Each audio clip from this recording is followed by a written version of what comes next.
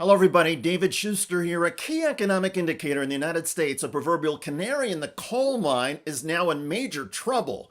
Las Vegas, Nevada, tourist mecca and one of America's greatest spectacles, is facing a visitor evaporation. Las Vegas welcomed 400,000 fewer visitors this past June compared to the same time last year. That's an 11% drop, the first double-digit decline since 2021. And it's not just tourists. Convention traffic, a major moneymaker here, is also down. Those big conferences and expos bring in high-spending visitors. But the visitors are staying away by double digits. And those who are coming to Sin City, by their own account, are spending less. We've been trying to do everything we can to have fun, but do it with the smallest, playing with the smallest amount of money. According to multiple reports, hotel occupancy in Las Vegas year over year is down 15%. Revenue per room is down 28%. Gaming receipts have crashed, and service workers on the Strip, including the waitresses and bartenders, they say their income has dropped by half. And it's not just American tourists who are drying up. Canadians usually comprise the largest block of international visitors to Las Vegas. Data shows that year-over-year Canadian tourists have dropped by 55%. Analysts blame Donald Trump's trade wars and tariff tantrums. And with Canada, Trump just erupted again. The White House slapping Canada with a 35% tariff. Goods under the United States-Mexico-Canada agreement won't be affected by this, but other sectors like lumber and the auto industry, they will feel the impact. Look, we like Canada. I love Canada. I have so many friends in Canada, but they've been very poorly led. They've been very, very poorly led, and all we want is fairness for our country. Canada's Prime Minister responded on social media saying, in part, Canadians will be our own best customer, creating more well-paying careers at home as we strengthen and diversify our trading partnerships throughout the world.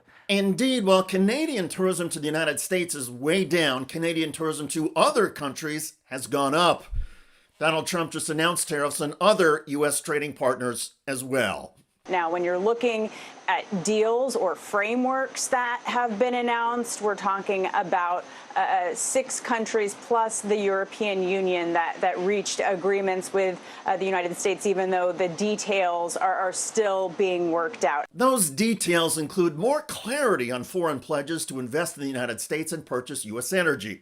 However, on the flip side of the framework agreements, Donald Trump has been clear. He is imposing tariffs on several countries. The rates range from 10% to 40%, and analysts say the impact is now being felt across the U.S. economy. When goods arrive in this country, imported goods arrive in this country, the tax or the tariff on those goods is paid by the importer, by the American company that imports those goods. That's the first so-called incidence of the tariff. Then you go down the chain. So it's importers, wholesalers, retailers, and standing at the end of that line is the American consumer. It's not a matter of when this consumer pass-through will occur. We are now seeing it. We're seeing it at the company level through lower profits, and that's corporations eating some of the tariff. But that can only go on for so long. They can only let their profit margins get squeezed for so long. They're already working through their buffers on their inventories where they front-loaded to try to avoid the tariffs. We are now unequivocally seeing tariffs pass through to consumer prices. We're seeing it in furniture, toys, we're seeing it in apparel, we're seeing it in electronics, and we're just going to see more of that as time goes forward. In the meantime, the cracks in the U.S. economy are getting more severe. Headlines: U.S. notches worst 3 months for jobs growth since pandemic.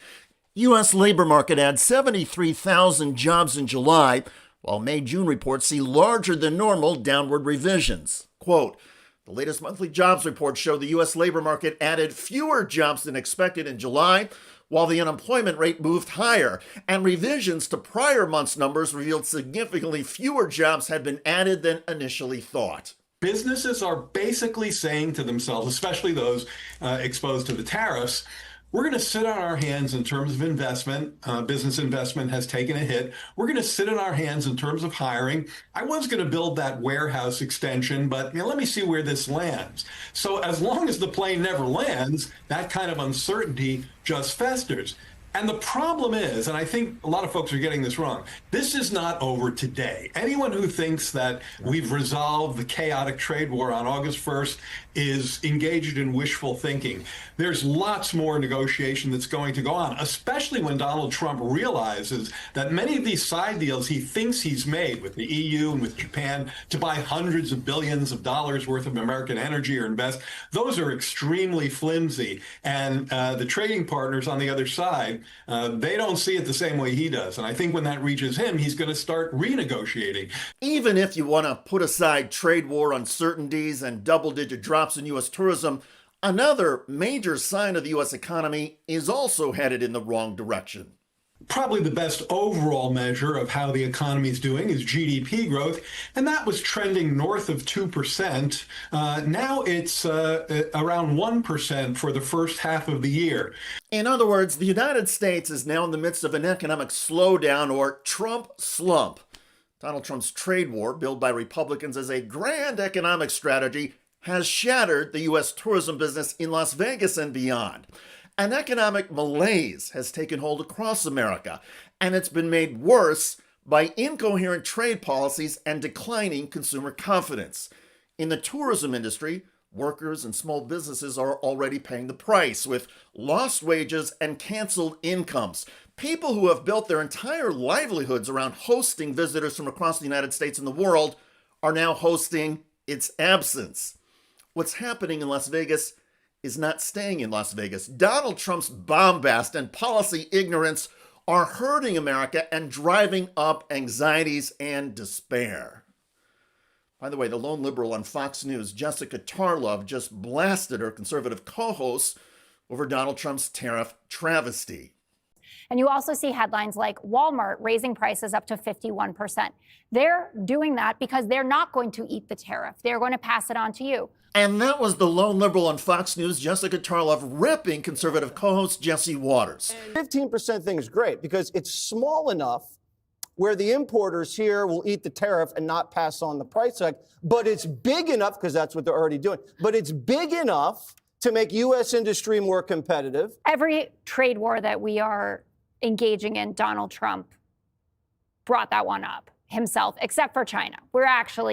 China is the one that you really have an issue with, but we essentially had favored nations with the EU being about 1% import. So 15% is a lot more than 1%. And I rarely say that I wish somebody else would take my seat, at least for this segment, but I wish Charlie Gasparino was sitting here right now to explain to Jesse again how tariffs work, because it is a tax on the American consumer.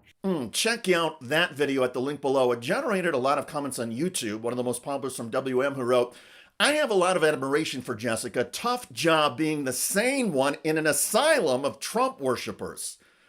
Indeed.